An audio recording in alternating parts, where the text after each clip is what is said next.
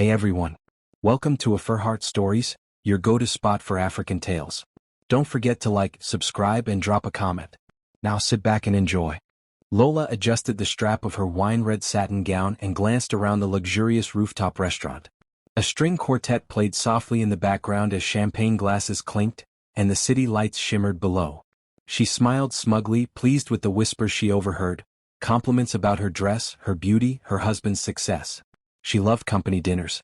Not for the networking or the business talk but because they gave her the perfect stage. Tonight was no different. As the wife of Uche Obesai, CEO of Obesai Holdings, she took pride in commanding attention. All eyes were on her, exactly how she liked it. Until she arrived. Amaka, the secretary. She stepped into the room wearing a plain navy blue dress and low heels, her hair in a neat bun. No designer labels. No diamonds. Just simplicity. Lola's eyes narrowed. Why is she here? Lola hissed under her breath to her friend Neka. This is a dinner for executives and their spouses. Not for staff. She's on the invite list, Neka whispered, adjusting her own sequin sleeve. Maybe Uche needed her here. Of course he did, Lola muttered, rolling her eyes. To fetch water? Or take notes while we eat? As Amaka walked past, offering a polite smile to the table, Lola raised her voice loud enough for others to hear. Oh dear Amaka. You made it. Lola said with a fake smile. You're so brave. That dress. You must really believe in minimalism.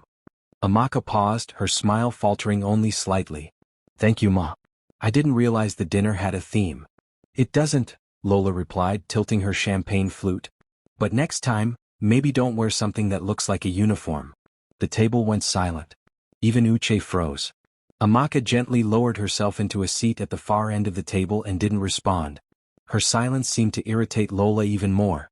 I mean, it's not your fault, Lola continued, eyes gleaming. Not everyone is cut out for class and elegance.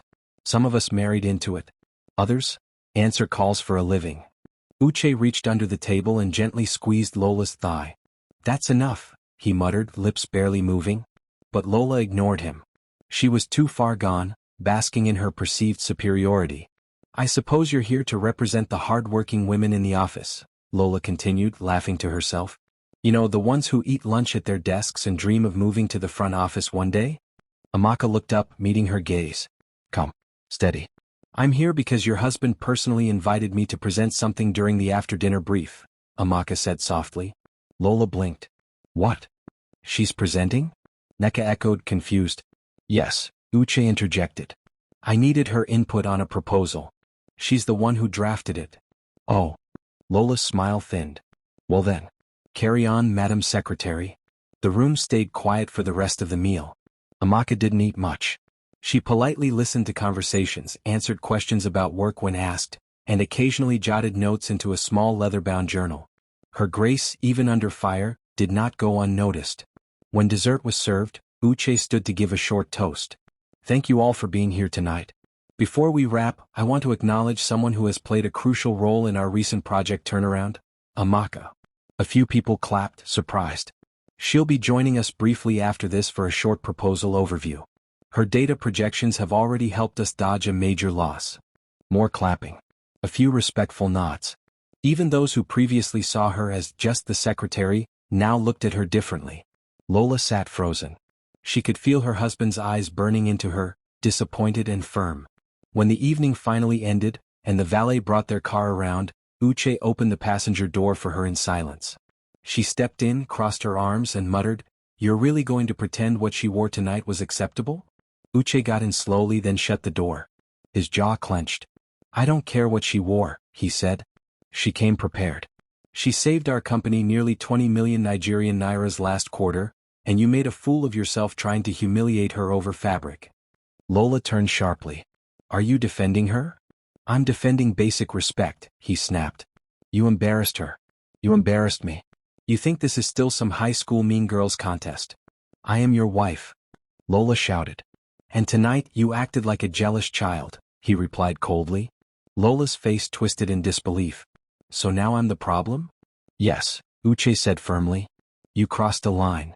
They drove in silence the rest of the way home. Lola stared out the window, seething, but beneath the anger was something else. A sliver of fear. She had insulted someone she thought was beneath her. But that woman had walked away with the room's respect. And somehow that scared Lola more than anything. Amaka stood by the glass wall of her small office, reviewing figures on a tablet. The city skyline shimmered ahead, but her focus was unshakable. She heard the boardroom door click open, followed by murmurs. A meeting was about to begin, one she had prepped for, even though her name wasn't officially on the invite. She picked up her notes, straightened her blazer and walked in. Inside, Uche was already seated, flanked by other executives. The air was thick with quiet apprehension. Revenues had been dipping. Stakeholders were growing impatient. But Uche held the floor, delivering a polished speech about strategic realignment. When he gestured toward Amaka without even looking at her, she stepped forward and plugged her tablet into the projector. Good morning, everyone. Based on our Q2 data, our current marketing spend is not aligned with performance. I've identified 3 key areas to shift focus, starting with vendor consolidation. As she spoke, the room leaned in. The visuals were sharp. Her voice was calm but assertive. Even skeptical board members nodded in agreement. When she finished, silence followed, until Mr. Ojo, a senior board member, tapped his pen on the table. Ms. Amaka, this is excellent. Where did you learn to map analytics like this? Amaka smiled slightly. Econometrics. I studied it alongside business strategy during my master's in the UK. A few board members exchanged glances. Uche sat still, not blinking. Well, Ojo said, I'd like her involved in our monthly forecasting meetings moving forward. Noted, Uche muttered, trying to hide the twitch in his brow. Amaka nodded respectfully and left the room. In the hallway, junior staff clapped her quietly as she passed. She didn't react, but inside she knew she'd taken another step forward. Upstairs in his office, Uche stared out the window. For the first time, he wondered if the very woman his wife insulted might one day be more powerful than him. Lola tapped her long nails impatiently against the granite countertop of her walk-in closet. She had just come back from brunch when her phone buzzed. It was a message from her friend F. Rumor is your hubby's secretary is more than just a PA. Some folks say she's running things now. You good? Lola's stomach nodded. She stormed into the living room, where Uche sat with his laptop open, sipping tea. What is this nonsense I'm hearing about Amaka making executive decisions? She snapped. Uche didn't look up. She gives data. We act on it. She's a secretary, Uche. She's an analyst. She has 2 degrees. And frankly, she's doing work most of the team can't handle. So now she's your golden girl? Lola scoffed. Why not just marry her then? Uche slammed the laptop shut. Don't you dare. I will dare, Lola hissed. I've watched her smile like a saint and slip into every room like she owns it. Because she's earned it, Uche shot back. You judge people by their clothes, their hair, their silence. But that woman, she works. She doesn't need to shout. Her results speak. Lola's mouth hung open. Maybe you should ask yourself why you feel so threatened, Uche added. Lola turned away, blinking fast. She wouldn't cry. Not now. But deep down the fear was real. The woman she mocked was climbing. And everyone was watching. It started with a search for gum. Lola had reached into the pocket of Uche's sports jacket to find breath mints when her fingers grazed a paper. She unfolded it. Her eyes froze. A receipt from Horizon Hotel. Executive suite. 1 night only. Paid in cash. She stared at it.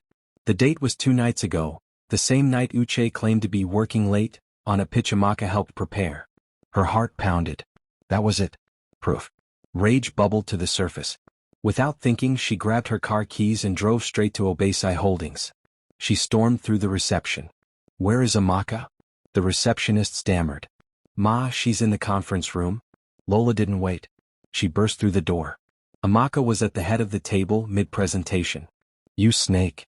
Lola shouted. Everyone turned. Before Amaka could respond, slap. The room gasped. Amaka held her cheek, stunned. Uche stood instantly. Lola. She's your little side project, huh? Hotel suite? Working late. Lola screamed. Amaka, composed even in pain, calmly turned to the board. Ladies and gentlemen, I apologize for this disruption.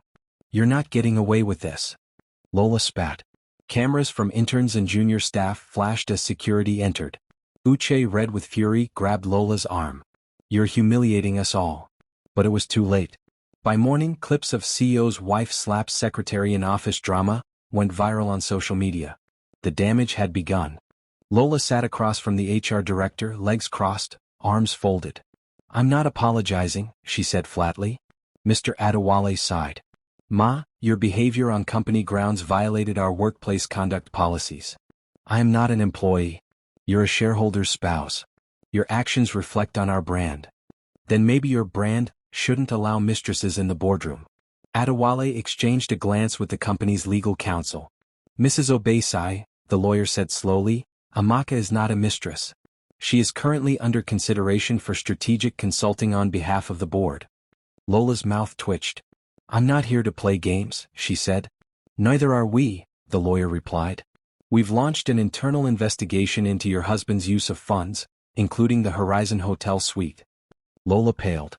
"What does that have to do with me?" "Everything. If the board sees you as a liability, your husband's position becomes weaker." "Are you threatening me?" "We're protecting the company." Later that day, Uche sat silently in his office, scrolling through emails. One subject line made him freeze. "Formal review of executive conduct, pending board inquiry."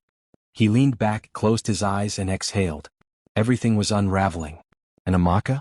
She hadn't said a word in her own defense. She didn't need to. The truth was doing it for her. Amaka entered the boardroom carrying nothing but a slim black folder. Her heels clicked softly against the marble as she took her seat, this time at the table, not the edge. There was no announcement.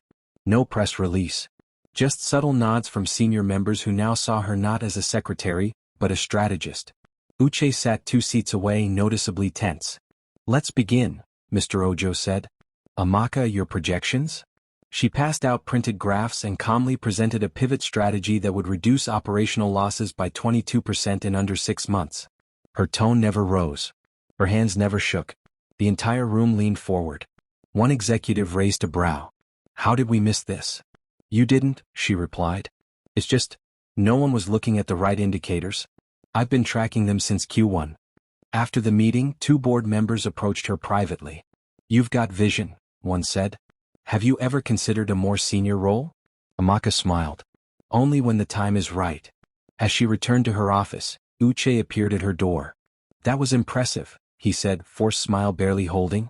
She looked up. "I'm just doing my job." "You're gathering fans," he muttered. Amaka stood. "Maybe instead of being suspicious, you should be grateful I'm keeping your company afloat." "Careful how you speak." "I'm not your secretary anymore, sir." She shut the door gently, but the message was thunderous. Lola sat frozen on the living room couch, remote in hand, staring at the TV screen. CEO of Obesai Holdings, Uche Obesai, is now under investigation following allegations of bribery, according to documents leaked by an anonymous source within the company.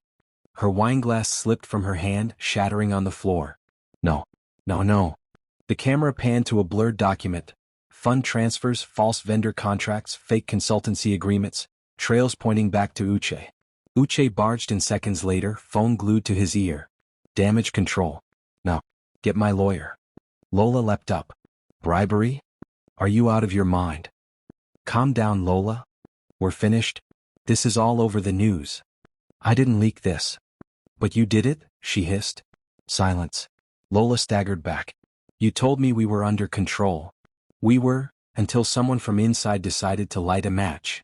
"Amaka," she whispered. "It's her. She wouldn't.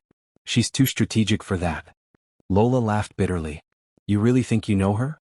You built her. She's you with a vengeance." At Obesai Holdings, reporters crowded the gate. Inside, the board held an emergency meeting. "We need to distance the company from this," Mr. Ojo stated. A name surfaced repeatedly. Amaka. The quiet mind behind recent recoveries. "She's the only one who can stabilize this mess," a board member said. Ojo nodded. "Then bring her in." Amaka walked into the boardroom, her posture calm, her eyes steady. "We're in trouble," Mr. Ojo said bluntly. "We need your help." Amaka Saturday, "And what happens to Uche?" "He's stepping down temporarily." "Not enough." The room shifted. "If I'm going to walk into this mess and clean it up," Amaka continued, "I need full access, no restrictions, full transparency, and Uche out until further notice." "And what do you want in return?" She smiled softly. "Control. Not in title. In authority." There was silence. Then nods. Ojo extended his hand. "Done." That evening, Uche came home to find Amaka's name trending online. #AmakaRising. Hashtag the real mind behind Obesai. He tossed his phone across the room. Lola walked in slowly. You've lost everything. He looked at her with hollow eyes. I know. What now? I don't know. And for the first time in his life, Uche Obesai didn't have a plan. Lola slammed the bedroom door behind her. Uche sat at the edge of the bed, staring at a blank screen. You told me there was nothing between you and Amaka, she said, her voice trembling. So explain the hotel receipt. It wasn't what you thought, he muttered. She scoffed. Please enlighten me. There was a meeting. With foreign investors. She arranged it. You expect me to believe that? She saved the company from collapse. We needed to present in private. She booked the suite under my name to keep it quiet. Lola's mouth opened, then slowly shut. So I slapped her. In front of everyone. Over nothing. No, Uche said darkly. You slapped the only person who still had enough grace not to destroy me. Lola sat down, stunned. I thought you were protecting something. I was, he said. My last lifeline.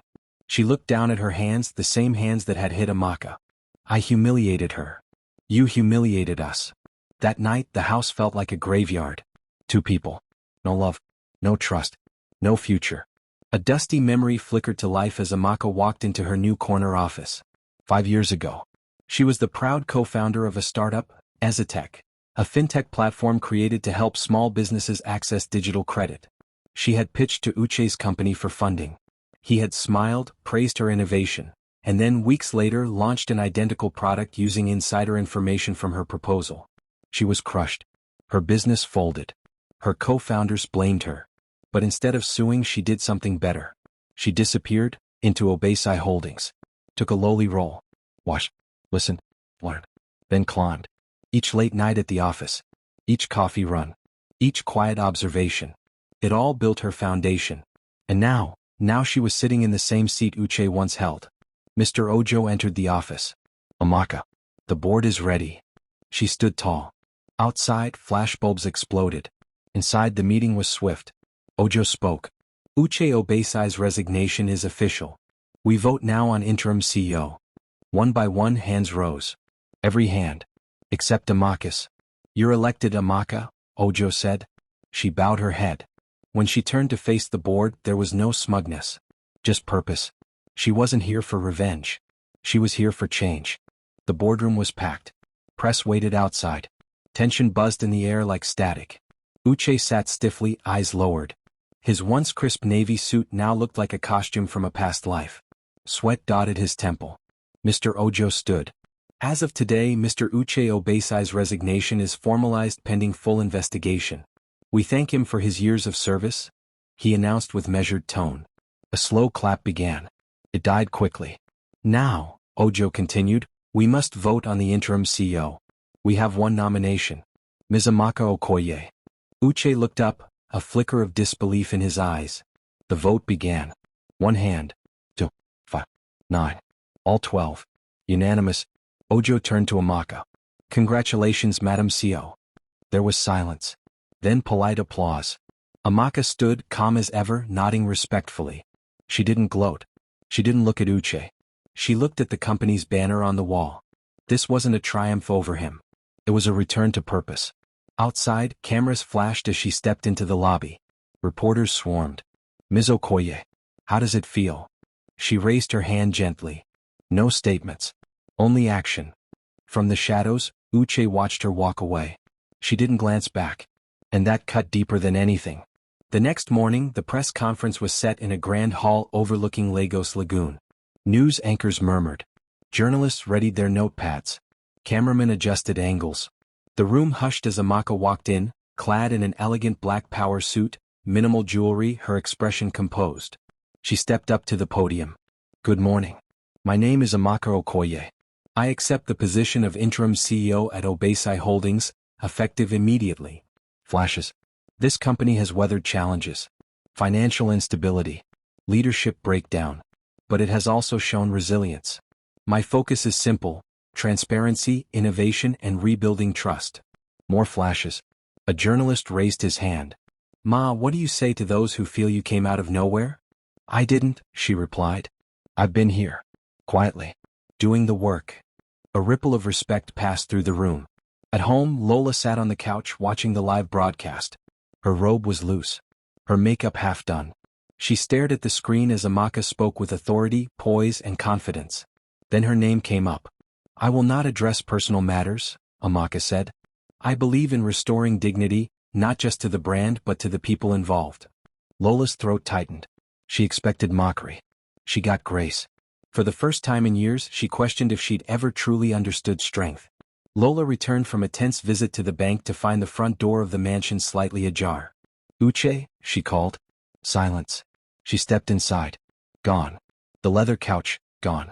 The giant marble dining table, gone. Artwork stripped from the walls. Boxes half-packed in the hallway. Dust where furniture once sat. Echoes where laughter used to live. "Uche?" she called again, voice cracking. She rushed to the study. "Just an envelope. Lola. The accounts are frozen. They've seized assets. I'm heading to Abuja to meet the legal team. Don't contact me. Uche." She sat on the floor, the letter trembling in her hand. Bank accounts, frozen. Credit cards, declined. Reputation, wrecked. She wandered into the empty walk-in closet that once housed her designer wardrobe. Now just hangers. She reached for her phone and dialed F. "Hey, can I crash for a few days?" she asked, voice small. Silence on the line. I think I need to stay out of the headlines." F cleared her throat. "Lola, I love you, but, girl, your name is poison right now." Tears burned Lola's eyes. Everyone had vanished. And for the first time she realized she had no one because she had never built anything real. Lola stood outside the glass doors of Obeisai Holdings, nervously smoothing her blouse. Her heels, once Louboutins, were now scuffed. Her purse, formerly designer, was plain. She approached the receptionist with forced calm. "I need to see Amaka. Tell her Lola Obeisai is here." The receptionist blinked. "Do you have an appointment?" "No. But she'll see me." The woman tapped keys, then politely smiled. "I'm sorry. CO Okoye's schedule is full." Lola's throat tightened. "I'm not just anyone. You were the wife of the former CO, a voice behind her interrupted. Lola turned. Mr. Ojo stood there, briefcase in hand. "But this is a business, not a reunion. I just want to speak to her." He looked her up and down. Not with judgment, just observation. "She's busy building what your husband almost destroyed," he said. "But I'll ask her." Minutes later, a security guard escorted her upstairs. Amaka was in her office, reviewing documents with a team. She looked up slowly when Lola entered. Lola opened her mouth to speak, but Amaka raised her hand. "You came," she said gently. "I wondered if you ever would." Lola's lips trembled. I didn't know who you were." Amaka nodded. "You still don't. But you're trying. That's a start." Lola stood before the woman she had once mocked. The same woman now sitting behind the CEO's desk, commanding the respect of every executive in the company. And yet, she didn't look angry. No smug smile. No cold stare. Just quiet, resolute power. "I came to apologize," Lola said finally, her voice barely above a whisper. "I judged you. Hurt you. Embarrassed you." Amaka closed her laptop and leaned back. "Yes, you did." Silence. Lola blinked fast. "But you could have crushed me. You didn't." "I could have released that footage to the media," Amaka said softly. "I didn't. I could have sued you." "I didn't." "Why?" Lola whispered. "Because I never needed revenge. I needed peace." Lola sat, uninvited, on the edge of the chair. "I don't have money anymore. I don't have friends. I don't even have my name." "But you have a chance," Amaka said. "To start over." Lola looked up, confused. "I'm not offering you a job," Amaka continued. "I'm offering you a choice." "A choice." "To stop blaming everyone. To stop measuring worth in handbags and parties. To build something, on your own." Lola wiped her eyes. "Do you think that's possible?" Amaka smiled. "You're here, aren't you?" Lola nodded slowly. And for the first time she felt human again. The one-bedroom flat smelled of new paint and damp wood. The tiles were cracked. The windows creaked when the wind blew. It was a far cry from the mansion on Bourdelin Road, but it was Lola's now. She dragged in the last box by herself and dropped it on the floor. Her back ached. Her hands, once manicured weekly, were rough and blistered. She looked around at the chipped walls, the bare light bulbs, the tiny kitchenette, and burst into tears. Not from self-pity, but from the weight of reality. She had no chef, no cleaner, no driver. Just her. That night, she boiled noodles and sat on the floor with a chipped bowl and one fork. The first bite was salty. The second made her cry harder. Not because it was bad, but because she had made it. With her own hands. And somehow that gave her a flicker of something unexpected: pride. The next morning she put on a thrifted blouse and walked to the nearest bus stop. She didn't look down in shame as the conductor yelled prices. She simply paid and sat by the window, gripping her handbag tightly. At the boutique her old friend Nkechi ran, Lola stepped in and asked softly, "Do you still need help around here?" Nkechi blinked. "You're serious?" Lola nodded. "I want to work." By afternoon she was learning how to organize racks, talk to customers and take inventory. She messed up 3 receipts. Knocked over a clothing mannequin. Got yelled at by a customer. But she didn't quit. By evening, as she swept the tiny floor of the boutique, she looked at herself in the mirror and saw something new. Humility. At AfriHeart Holdings, Amaka walked through the open-plan floor with a small smile. Employees greeted her warmly. She had transformed the once tense environment into something purposeful. No longer a place of fear and hierarchy, it now hummed with trust. She had started Lunch and Learn Wednesdays. Anonymous feedback boxes. Transparent salary bands. Under her leadership the staff felt seen. She passed Mr. Ojo, who handed her a file. "Q3's already outperforming projections," he said. "I told you," Amaka replied with a grin. "Happy employees, stronger output." Across town, Lola stepped out of the boutique and caught sight of a crowd forming around a street TV. She wandered over. It was a business segment on Africa's rising female CEOs. And there was Amaka, poised, confident, speaking at a youth empowerment conference. "We can't rise by pushing others down," Amaka said on the screen. "Real power is lifting as we climb." Lola watched silently.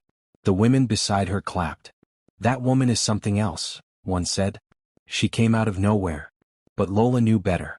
She hadn't come from nowhere. She had risen from fire. And she hadn't crushed anyone in her ascent. Instead she offered mercy. That night Lola went home and wrote in a new notebook. "She taught me power isn't loud. It's consistent, quiet, graceful. And it never looks down on anyone." For the first time in her life, Lola respected someone who used to clean up after her. The Women in Business Summit buzzed with excitement. Entrepreneurs, executives and influencers milled about, networking with lanyards and branded notebooks. Lola stood near the catering table, now working part-time as an assistant to a small event planning startup. She was pouring orange juice into plastic cups when she heard the MC announce, "Our next panelist is the interim CEO of AfriHeart Holdings, Ms. Amaka Okoye." Applause filled the room. Lola turned slowly. There she was. Same poised stance. Same graceful smile. Same quiet fire in her eyes. Amaka took her seat on the panel and began to speak. Lola watched from the sidelines unnoticed. But somehow Amaka's gaze flicked in her direction and paused. After the panel, Amaka stepped off the stage and walked toward the exit. Lola hesitated, then followed. "Amaka," she said softly. Amaka turned. "Lola." Lola wrung her hands. "I just wanted to say, I've watched you. Grown because of you. And I'm truly sorry for how I treated you." People walked past them, oblivious to the heavy moment between two women who had once been enemies in the same building. Amaka nodded. "Thank you." Lola added, "You didn't just rise. You helped me rise too." Amaka smiled faintly. "It was never about defeating you. It was about becoming who I was meant to be." Lola nodded, eyes misty. "You did that. And you did it with grace." They stood there a moment longer. Then Amaka extended her hand. "Be well, Lola." Lola took it. Two women, once divided by pride and position, now connected by something deeper, growth. The kitchen smelled of ginger, pepper, and fresh thyme. The small catering space Lola rented behind a friend's shop was humid and noisy, but it made her heart beat differently, like she was alive again. She was stirring a giant pot of jollof rice when her assistant, Nkem, burst in holding a flyer. "Madam Lola," she shouted, breathless. "You won't believe." Lola raised a brow, wiping sweat from her forehead. "If it's another market fire rumor, I'm not in the mood." Nkem laughed. "No. Look." She held up the flyer. "Tech for Impact. Empowering Women Through Innovation. Featuring Amaka Okoye, CEO and founder of the Amaka Foundation. Catering by Golden Spoon by Lola's Kitchen." Lola froze. Her hands trembled as she took the flyer. She had submitted a catering bid months ago through a third-party consultant. She had no idea who the client really was. Now here it was. She was catering an event organized by Amaka. You still want to do it? Nkem asked cautiously. We can say no. I know the history. Lola looked at the flyer again. No shame. No fear. Just purpose. Yes, she said quietly. We do it. The week leading up to the event was a whirlwind. Lola put every ounce of her energy into preparing a custom menu. Yam croquettes with spicy fish sauce. Mini puff-puffs with pineapple glaze. Roasted plantain skewers. Fried rice with grilled turkey wings. Jollof, of course, with smoky firewood aroma, the kind that told stories of home. She visited local markets herself, picked every vegetable, bartered like she had nothing left to lose, and still tipped the old woman who sold her tomatoes. On the day of the event, she wore a simple gold blouse and black trousers. No labels. No lace. Just dignity. When her team arrived at the venue, an elegant rooftop garden in Ikoyi, they were given branded aprons, name tags, and a pristine catering corner with warmers and flower displays. Lola set every tray with care. At exactly 1:13 p.m. Amaka arrived. She was wearing a teal-wrapped dress and kitten heels. Her presence was soft but commanding. Staff rushed to greet her. Cameras clicked. Lola ducked behind the chafing dish and busied herself with a ladle, hoping not to be seen. But then came the voice. Is this the catering table? Lola turned around. Amaka stood directly in front of her. Their eyes met. For a moment the crowd blurred and the noise dulled. Amaka's gaze dropped to the name tag on Lola's apron. Lola Obesai. Head chef. I didn't know the caterer was you, Amaka said softly. Lola smiled gently. Neither did I, until the flyer came. Amaka looked at the spread. It smells incredible. Thank you, Lola said, blinking back tears. I poured everything into this. There was a pause. Then Amaka turned to a young man beside her. Tell the MC to add a short introduction before the next panel. I want our caterer acknowledged. Lola's eyes widened. No, that's not necessary. It is, Amaka said. It's important. Half an hour later, as the crowd enjoyed their meals and returned to their seats, the MC took the mic. Before our next speaker, we'd like to thank the culinary brilliance behind today's menu. Please give it up for the founder of Lola's Kitchen, Mrs. Lola Obesai. There was polite applause. Then louder clapping. Some stood. Lola stepped forward, nerves threatening to swallow her whole. But when she met Amaka's eyes in the front row, calm, encouraging, she straightened her back. The mic was offered. Lola took it. My name is Lola, she said, her voice trembling. And not long ago I was someone who judged others based on their clothes and their silence. A hush fell over the room. But life humbled me. And the woman I once insulted didn't throw me away. She gave me grace. She let me grow. And now, here I am, not as a wife, not as a label, but as someone who built something with her own hands. A moment passed. Then thunderous applause. Amaka stood and clapped. Tears slipped down Lola's cheeks. Later, as the event ended and trays were being packed, Amaka approached once more. You've come a long way, she said. So have you, Lola replied. Amaka handed her a card. There's a new Women in Enterprise grant I'm funding. If you ever want to expand, apply. No pressure. Lola took the card with reverence. This time, she said, I'll earn it. Amaka nodded. No doubt. The grand ballroom at Eco Convention Center buzzed with energy. Chandeliers sparkled overhead. Rows of elegantly dressed women filled the seats, their faces glowing with ambition, pride, and hope. It was the Women Rebuilding Women Gala, an event hosted by the Amaka Foundation to celebrate female entrepreneurs, leaders, and survivors who had risen from difficulty to purpose. Amaka stood backstage reading the last line of her keynote speech. Her fingers trembled slightly, not from nerves but from emotion. This event meant something personal. Tonight wasn't just about stats and stories. It was about journeys like hers. A staff member poked her head through the curtain. Ma, ready in 2 minutes. Amaka nodded and closed the speech book. On the stage, the MC's voice rang out. Before we welcome our keynote speaker, we have a special testimony. This woman went from having everything, to losing it all, to building it back with her bare hands. She once cooked in silence. Tonight she speaks with purpose. Please welcome Lola Obesai. A wave of applause filled the room. Amaka's breath caught. She hadn't known. She peeked through the curtain. And there she was, Lola, walking across the stage with graceful confidence in a sleek orange dress that flowed around her like sunlight. She wasn't adorned in heavy jewels. Her only accessory was a small beaded bracelet.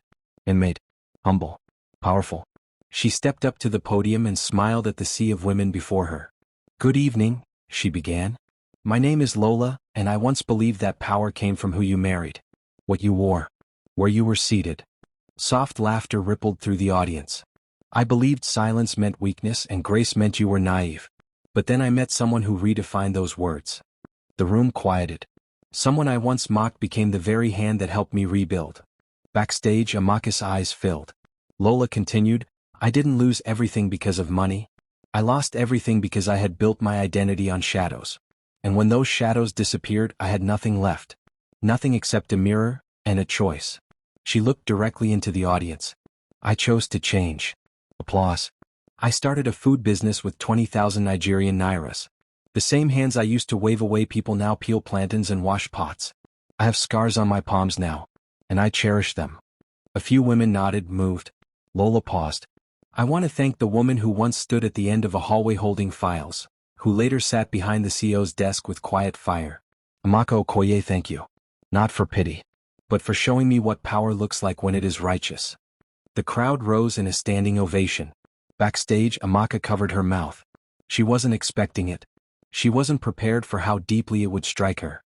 Moments later, the MC returned. "Now, our keynote speaker, one of the most powerful women in African enterprise, a woman who rose through fire and chose empathy instead of revenge. Ladies and gentlemen, Ms. Amaka Okoye." The applause didn't die down. It swelled. Amaka stepped out, the spotlight catching the shimmer of her emerald green dress. She took the podium as Lola walked down, and for a moment the two women stood face to face. They didn't speak. They simply hugged. Tight. Long. When Amaka turned to the mic, her voice wavered. "I had a speech," she began, chuckling nervously. "But I think Lola just gave the real keynote." Laughter. She gathered herself. "I want to speak on something simple. Restoration. We live in a world that applauds the conqueror, but I've learned that true legacy lies not in conquest, but in compassion." The room stilled. "There was a time I sat at the back of boardrooms fetching coffee, cleaning up files, watching quietly. And there was a woman who made sure I never forgot that I didn't belong." A few gasps. "But one day, she walked into my office with nothing. No makeup, no pride, just sincerity. And in that moment I had a choice. Crush her, or see her. I chose to see her. Because someone once saw me when I was invisible." She paused. "We're not here to trade crowns. We're here to remind each other that even when life strips you bare, you can rise. Not in someone's shadow, but in your own light." Thunderous applause. Lola watched from the side of the room, her hands clasped, eyes glistening. That night, after the gala ended and guests filtered out, Lola walked out onto the balcony where Amaka stood alone, looking over the city. "Hi," Lola said softly. Amaka turned, smiling. "You made me cry in public." Lola laughed. "You made me live again." They stood in silence for a moment, the city lights dancing below. "I'm opening a small cafe next month," Lola said. "In Surulere. Not fancy. But it's mine." "I'll be there opening day," Amaka replied. They turned to each other again, no longer rivals. No longer wounded strangers. Just two women who knew what it meant to fall. And what it meant to rise. Together. Liked it? Thumbs up, subscribe and join the AfriHeart fam. Your support fuels our stories. Until next time.